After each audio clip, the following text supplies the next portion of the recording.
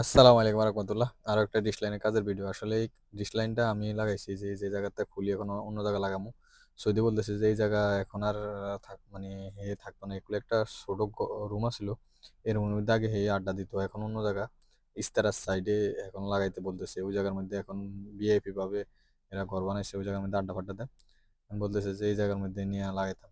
আর এখন একটু ডিস্ক লাইনের কাজে চাহিদা বেশি, কারণ এখন খেলাধুলা চলতেছে, নতুন করে খেলা শুরু হইতেছে এই বছর শুরুতে।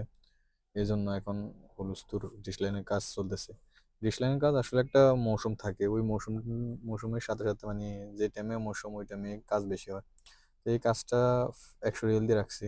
আগেও সেম কাজ 100 রিয়াল দিয়ে করি, ওই জায়গা লাগাইছি। এখন এই জায়গাতে খুলি, এই জায়গা আবার লাগাইতেছি 100 রিয়াল।